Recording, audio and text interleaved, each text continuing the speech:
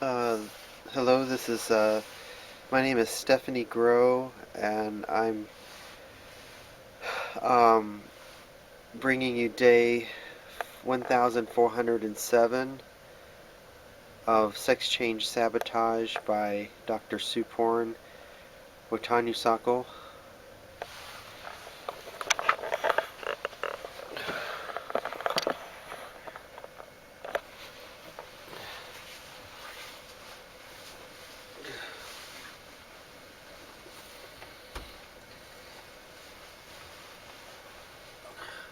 It's hard to get around.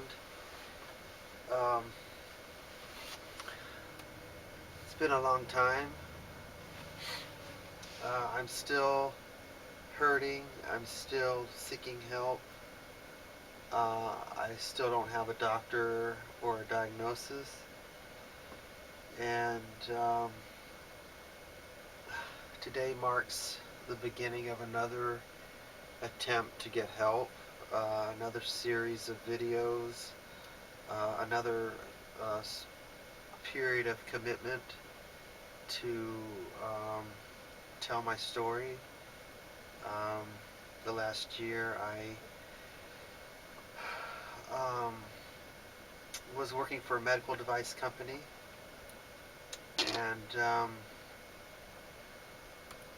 uh, didn't feel comfortable with going online with my story uh, with the fear of losing my job, the possibility of losing my job, and money pays for things that I need, like a place to live and gas for my car, and to feed my dog and my cat. So, anyways, what I'm going through is pretty extraordinary, and it's very difficult to do all the things I do every day and try to take care of myself. Uh, and there's a lot of discomfort with having this condition that I'm undergoing. So 1,407 days is 3 years and 10 months and some days, and that's a long time. And uh, some of you are probably saying that's a very long time for a condition to continue to get worse. So I don't know what to say to that, but my condition continues to get worse. The only proof that I have the condition uh, that's undisputed is tissue deterioration and absorption, and that basically looks like a cavity in my groin uh, that looks abnormal.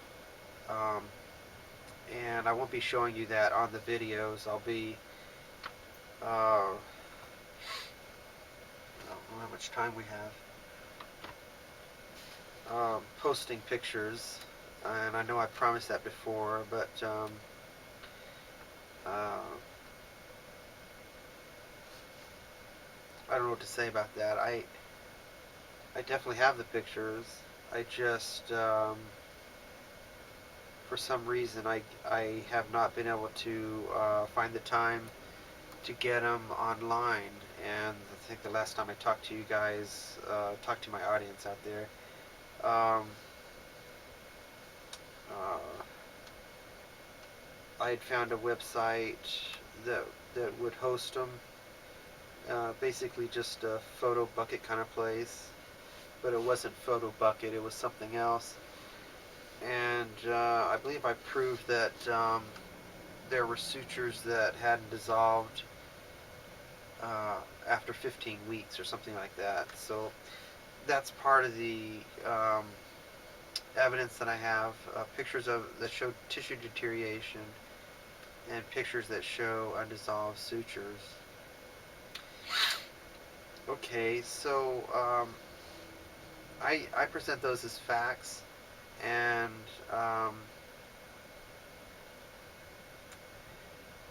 the rest of this is my story, just a summary of my story. I was, at the time of my surgery, in 2009, I was a 43-year-old transgendered woman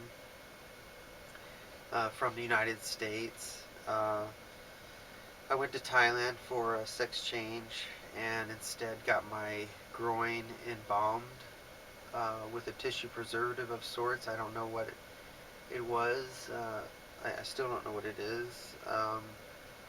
I've done some research on embalming fluids and what could possibly contain oil, uh, because that would explain why the toxicity continues to spread after 3.5 years.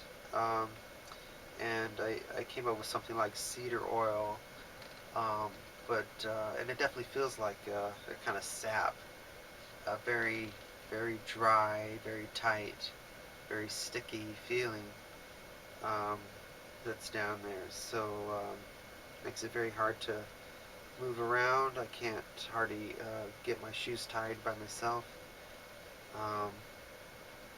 When I go out to eat, it's getting hard to sit upright over the table. I have to get the plate and bring it to my mouth because of the groin being so tight. Um, Hard to pick up things off the ground. If I have to clean up after my dog, it's hard to reach down there with the bag and clean up after him. Um, so this is my trailer. I'm living in a trailer. I work full time right now, and I live in an RV park. So I hope that doesn't narrow it down for you too good, but it's not easy living. That's why it looks kind of rough in here. You can see wood right here. That's the inside of the trailer.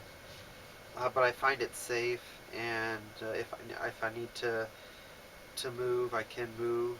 You know, there's a lot of people around, so I feel uh, I feel safe in an environment, or under the circumstances of my situation. I have a lot of fear of doctors and yeah, doctors and police, since I've been arrested at a hospital once last year for failing to leave a hospital. Um, so this is a story of a 43-year-old transgendered female from the United States goes to Thailand for a sex change and gets her groin embalmed. The condition is unprecedented for doctors in her home country. She can't get tests to diagnose the condition or even rule it out. Some of the tests would be a Doppler ultrasound, an MRA of the pelvis. An MRA, for those that don't know, is usually for um, brain tissue, um, to determine if a stroke is going to happen. Um, but they can use the same kind of modality uh, for any part of the body that they think it will help diagnose a particular condition. Why would it be helpful in the pelvis? Because I believe blood flow is the chief indicator of an embalmed groin. I can't tell what specific fluid is causing my groin to be embalmed, uh, but I do know that there's no necrosis, and an embalmed groin has no blood flow in it, although blood flow is trying to get to it from the rest of the body. So an MRA measures blood flow versus an MRI. So an MRA of the pelvis and a Doppler ultrasound would be two tests that would be conclusive. Having haven't been able to get those tests or get a doctor to order them. So I can't get the tests. I can't get a lawyer to take my case against the medical establishment in my own country who failed to diagnose my condition because the condition was initiated by a doctor outside of the United States.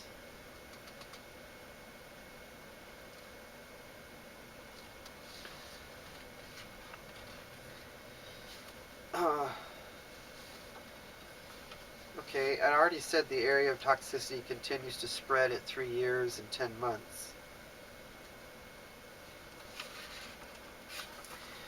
I believe I was injected with an oil-based embalming fluid on day 9 post-op during a routine outpatient office visit. I believe I was injected in retaliation for comments I made 4 months earlier on Dr. Suporn's online support website, in effect disrespecting Dr. Suporn and his post-op family. I also believe that Dr. Suporn lied to the Thai Medical Council about why he did it, because he had an email of mine sent on day 8 post-op where I joked I was a cross-dresser donating my genitals to a research project, end quote. I'll say that again. I believe Dr. Suporn lied to the Thai Medical Council about why he did it, because he had an email of mine sent on day 8 post-op where I joked in the email that I was a cross-dresser donating my genitals to a research project. Day 8 is one day before day 9 when the complications began. I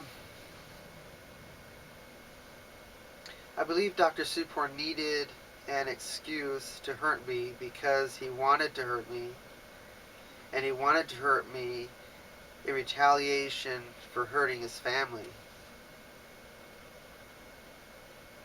If I was a cross-dresser, why would I have changed my birth certificate, legal documentation, and been living and working full-time as a software engineer for 4.5 years prior to my surgery? For 4.5 years prior to my surgery.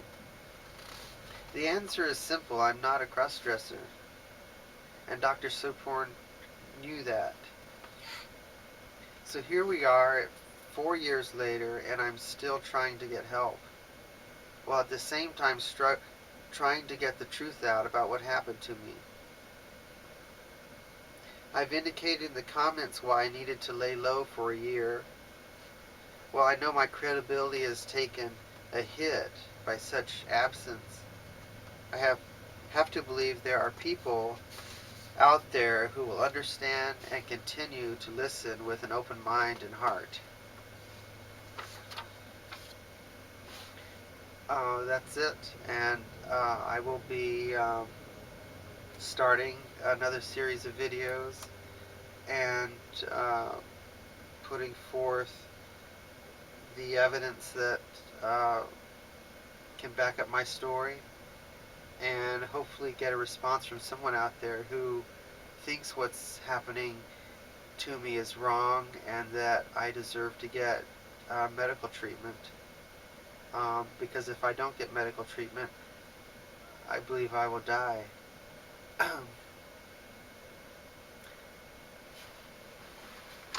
Thank you.